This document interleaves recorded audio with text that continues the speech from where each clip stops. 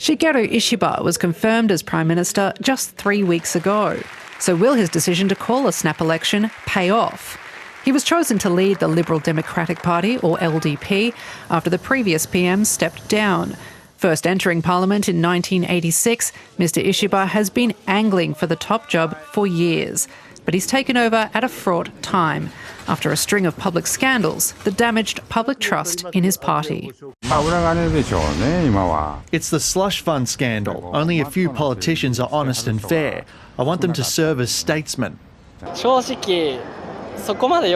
Honestly, my impression of the LDP isn't that good. I don't think they're being honest and upfront about everything, so I don't really believe them. I can't trust them completely. The leader of the Constitutional Democratic Party, Yoshihiko Noda, will be looking to capitalise on that sentiment. He's also served a stint as Prime Minister for another party back in 2011. But just like Mr Ishiba, he's new to this leadership role, having been appointed a few days after his opponent. His party is not expected to win. The LDP's coalition has held power in Japan for most of the post-war period. But it could pick up some of the dozens of seats the LDP is projected to lose. The Liberal Democratic Party needs 233 seats out of the lower house's 465 to hold a majority. Before Parliament was dissolved, it had 257. But polls are suggesting it could lose as many as 50 seats, meaning it would have to rely on its coalition partner, Komeito, to maintain its majority. So what else is on voters' minds this time around? I hope the government can take measures to solve the economic problems. Due to the depreciation of the Japanese yen, our economy is indeed weak at present. So what I'm most looking forward to is the new government taking action on the economy. People should elect candidates who can empathise with them about surging prices and how people are suffering. Even Japan's iconic ramen shops aren't immune from the economic pain, being forced to raise the prices of a traditionally cheap comfort food.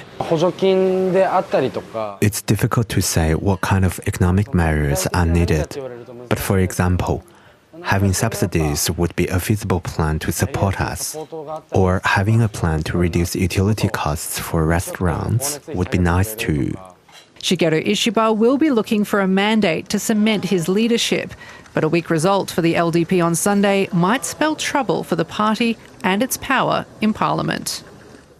Now, for more on Japan's election, we are joined by Stephen Nagy, a professor of politics and international studies at Tokyo's International Christian University. Stephen, really good to have you with us once again. Shigeru Ishiba, he called the election a year early. What's behind the decision, given these cost of living pressures that are there and the public feeling perhaps the government has not quite done enough?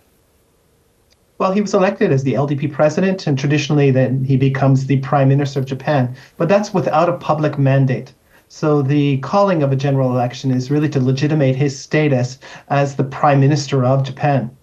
Unfortunately, and as your interlude to this interview started, it's likely that the LDP is going to lose at least 40 to 50 seats. And that does not bode well for the Prime Minister Shigeru Ishiba. And it probably means that the internal civil war in the LDP is going to get much rougher.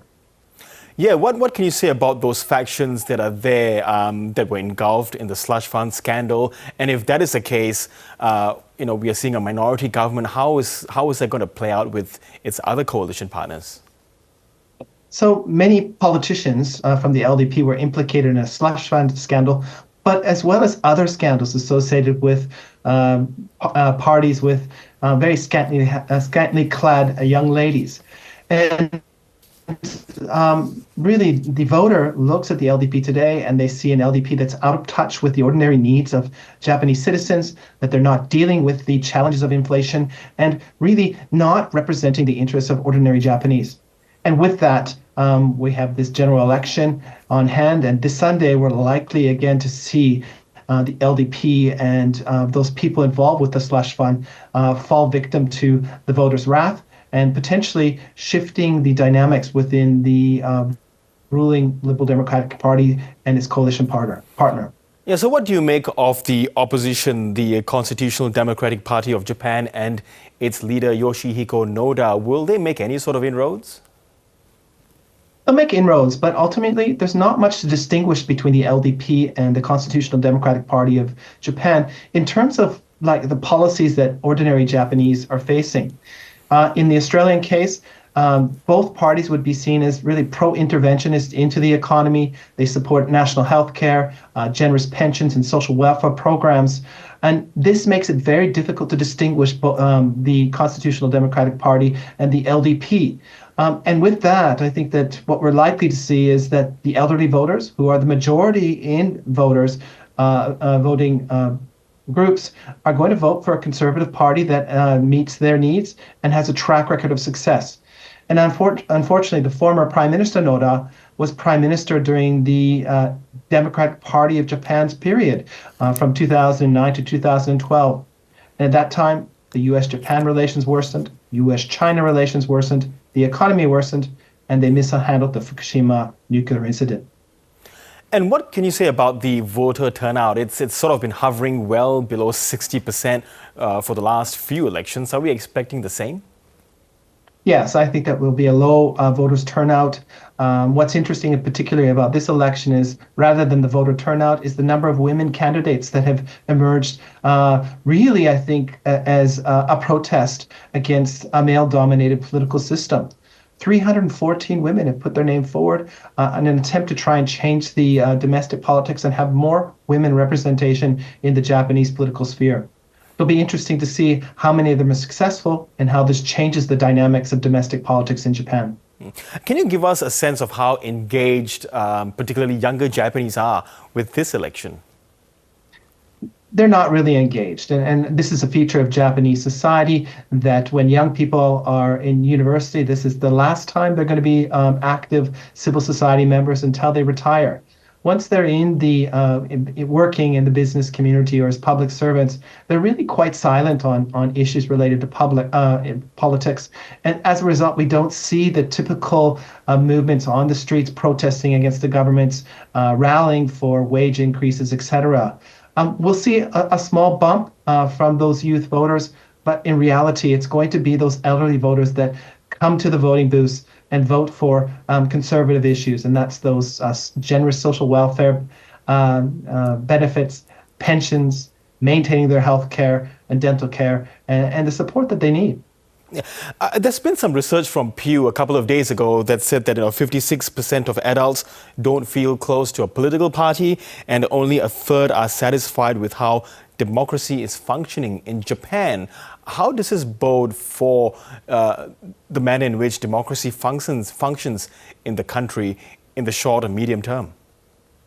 Well, clearly Japan is a vibrant democracy in the sense that it holds regular elections. It can kick out leaders, both at the national level and a local level. So this is, I think, a strength of Japan.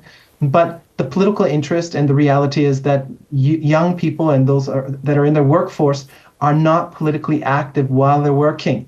And this means they're not shaping the issues, but being shaped by politicians and what politicians are putting on the table. In societies like Australia or Canada, where I'm from, people after work, they go and protest and they fight for what they believe is important. And that's an important aspect of the democratic systems that we have. In Japan, in contrast, it's a consensus-based democratic process where politicians go to the local communities, they listen to views, form consensus, and that policy percolates up to party policy. It's a different kind of democratic system, but I think that it's problematic. We need more voices voicing the needs of ordinary citizens. And I think that is probably the future of Japanese politics moving forward. Yeah, is it really time, for Japan to go beyond its very hierarchical structure of governance, of doing business, and getting younger candidates to be at the forefront, especially female candidates to be at the forefront in cabinet, also contesting to be the prime minister? Of course, this is really going to be important moving forward to adjust for the realities of low birth rates and aging society and an increasingly less diverse society. Without more voices that are representative in society, Japan's not going to be able to tackle many of the challenges that it faces. That being said, we are in a position where there's smaller and smaller numbers of young people, meaning there's less new ideas and less dynamicism into the political system, and it will retain a hierarchical element. It's part of their culture, it's part of their history, and these are difficult things to change. That being said, there are local leaders that are really trying to change these dynamics.